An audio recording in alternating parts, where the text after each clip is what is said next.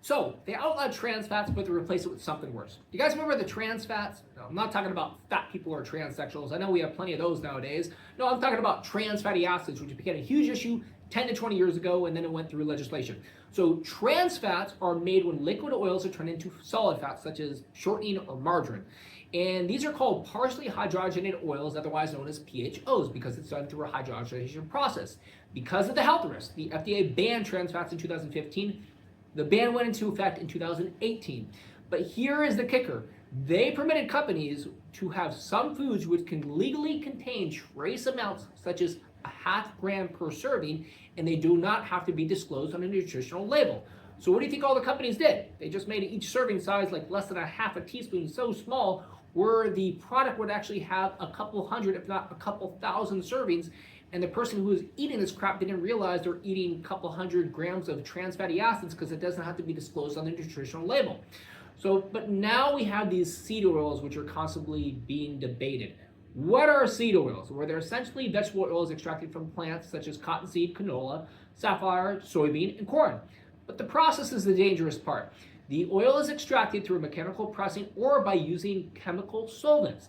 Then they undergo refining process such as bleaching and deodorizing to improve the stability and suitability for cooking.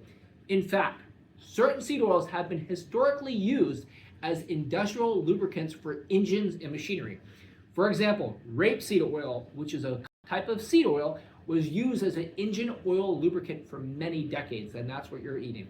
So let's talk about the dangers. What are the dangers of the seed oils? Well, it's obvious. They come with many inflammatory risks. In an article in the Open Heart Journal 2018, the researchers made it clear that omega-6 vegetable oils are a primary driver for coronary heart disease.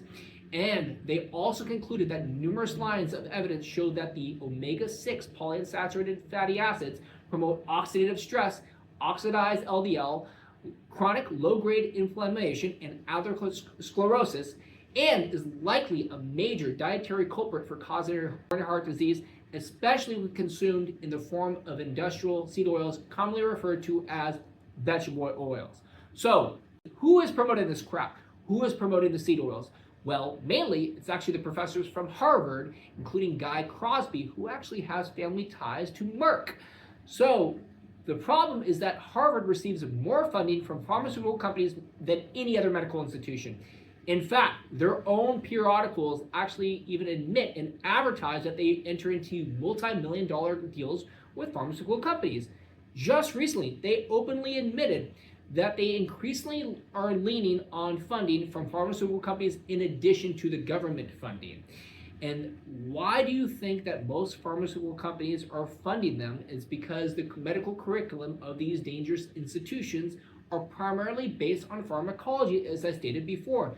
Because these medical institutions receive so much funding from these pharmaceutical companies, the medical curriculum for our future doctors are all primarily based on pharmacology, not nutrition. They spend less than 20 hours in their entire medical school careers on nutrition.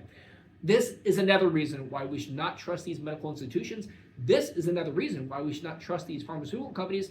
And this is another reason why we should not trust these big corporations or many of the politicians who are receiving funding from pharmaceutical companies.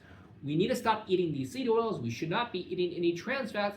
And we need to start eating more animal-based fats, which we've been eating for 2.5 million years.